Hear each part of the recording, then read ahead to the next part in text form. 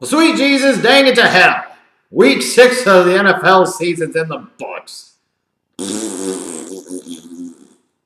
That sound represents what the Bears did Sunday in Miami. The Heat gave them football diarrhea. Nonetheless, let's talk about the week that was, week 6. Got off to a whiz-banging start as Eli reminded everybody just how terrible and washed up he truly is. And the Eagles win comfortably 34-13 in what we would classify as just a teensy-weensy bit of a snoozer, which we've come all too accustomed to with Thursday Night Football. Kicking to the Sunday games, though, the Falcons bounced back at home and held off the Buccaneers late to win 34-29. Falcons are at 2-4.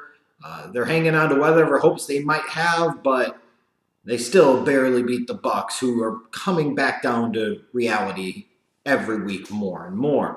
As far as that Steelers-Bengals game, whether it was a pick or whether it was not, the bottom line is the Steelers went on the road, beat a quality team, a divisional opponent, 28-21.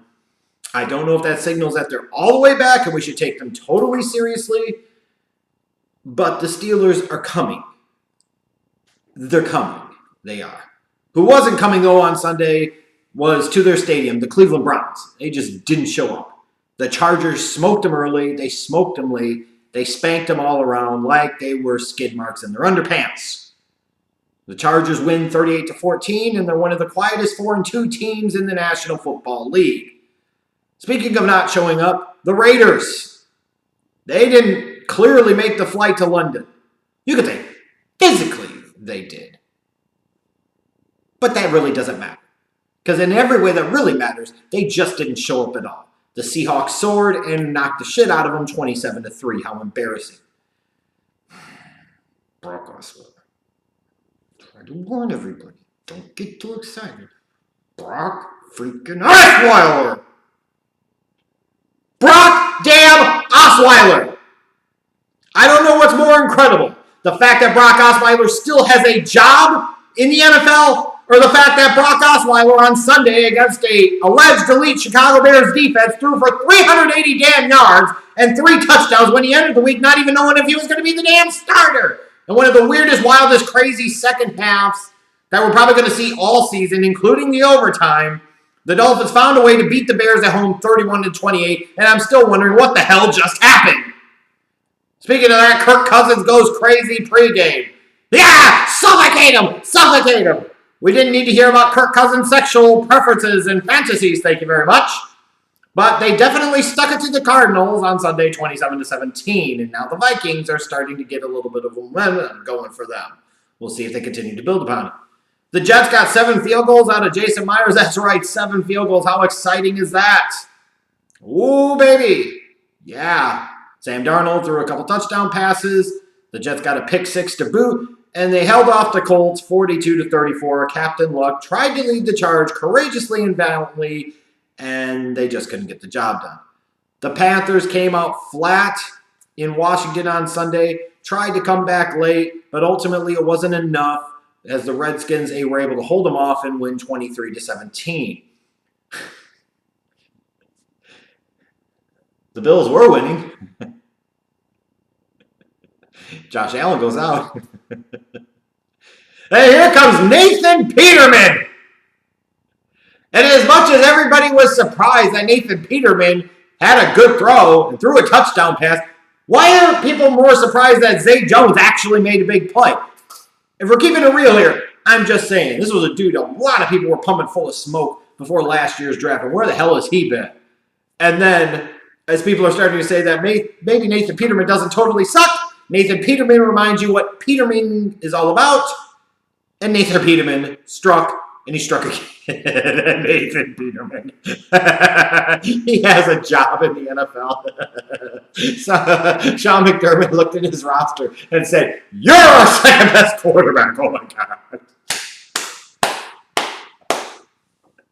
Anyways, moving on. The greatest show on turf and surf. The Los Angeles Rams went into wintry Mile High on Sunday and held off the Broncos to win 23-20 and remain the league's lone undefeated team. Big D gave the Big D to Jacksonville on Sunday. My God, they dominated the Jaguars. The Jaguars, the only Big D that was there on Sunday was the Big D they took from that Cowboys offense. That was ugly. That defensive performance was so bad, it completely overshadows just how much Blake Bortles sucked. That's how bad that Jaguars defense was. 40-7. A team that some people in the AFC thought might have had Super Bowl aspirations just went into Dallas against a mediocre Dallas team and lost 40-7. Good Lord. Speaking of mediocre, the Tennessee Titans' Marcus Mariota had more sacks against him than he had pass completions, and the Ravens shut out the Titans 21-0. 21-0. The hell is going on with this Titans team? Good Lord. At least I can say one thing. Both of the primetime Sunday night and Monday night games definitely delivered. You look at Sunday night, this was a big hype matchup. Patrick Mahomes, the young pretender, versus the ultimate contender in Tom Brady. Well, it started off kind of slow, and the Chiefs were down 15 points at halftime. The second half was a scoring extravaganza. It was a bonanza of modern NFL football. And Mahomes did everything he could to bring his team back, got him to the point where they were tied. TB12 does what TB12 does, leads the Patriots on a late drive. They score with no time remaining, game-winning field goal, and beat the Chiefs 43-40. What a game. And hell, the Monday night game, you want to talk about underrated game of the week contenders. The 49ers fought hard. Frankly, the 49ers were the better overall team on Monday night. They were the better prepared team. They were the better coach team. They played better. But unfortunately, the Green Bay Packers still have Aaron Rodgers. And no matter how much the coaching staff tries to undercut him by sucking, Aaron Rodgers did just enough late to lead the comeback for the Packers, and they win with all things after last week's debacle for Mason Crosby. He kicks the game-winning field goal. Green Bay wins 33-30. Now, in terms of the winners and the losers from week number 6, the winners, Miami Dolphins. Brock Osweiler started for you, and you won a game against a top 5 NFL defense. That makes you winners. You're sitting there at 4-2. You're right in the thick of the playoff race, right in the thick of the AFC East race. It was a very good win for the Miami Dolphins. The Pittsburgh Steelers, you go on the road and you ultimately knock off the Cincinnati Bengals, who were at 4-1. You bring them down to size a little bit. You're starting to get a little bit of momentum. The Steelers, it's not crowning them just yet, but they're starting to figure it out a little bit. And then I got to say Patrick Mahomes, and I know the media has done a lot of ball washing of him over the past 24, 48 hours. Frankly, somewhat deservedly so. The first half, the Chiefs' offense wasn't all that great, but in the second half, they were magnificent. They put up 31 points in the second half. While the Chiefs lost and Tom Brady wins and Patrick Mahomes doesn't in terms of the box score, it felt like a big-time performance on a big-time national primetime standalone stage for Patrick Mahomes, validating the Chiefs in their decision to trade away Alex Smith, validating their decision to trade up in last year's draft to get Patrick Mahomes, and trusting and having enough faith in what they saw to go with him this year as a starter. Even though his team lost, I thought he came out smelling like roses here, and you're looking at one of the guys that could be the future flag bearers for the National Football League at the quarterback position. The losers, the Tennessee Titans.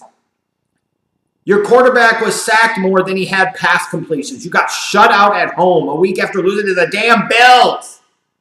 That's pathetic. The Jaguars, like I said, the only thing they got that was Big D, it wasn't their defense, it was the Big D that the Cowboys stuck up their poop holes on Sunday. 40-7. And the Cowboys are mediocre as hell. And the Jaguars look terrible everywhere. Like I said, so bad that you don't even really focus on how bad Blake Bortles is. That's how bad they were. But the biggest loser of all has to be Jon Gruden. You leave late in the week for London because you don't know what the fuck you're doing. You go there and your team totally lays an egg. You're about 1 or 2 weeks away from Derek Carr's crying face probably becoming something that lives in internet infamy forever.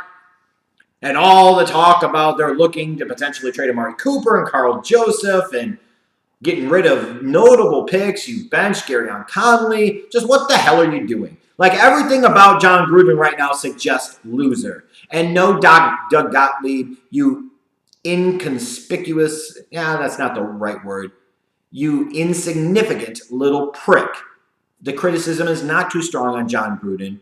because he came and took over a team, basically took Mark Davis for a shit ton of money, and he's blowing the damn thing up, and he doesn't know what the hell he's doing. He doesn't. And no 6 games in, you can sit there and say he doesn't know what the hell he's doing, and that's fair. Now, in terms of closing out week 2, the 2-minute thrill, it says you're watching the games this past weekend. You've been watching throughout the course of the season. Offense is up at historic levels.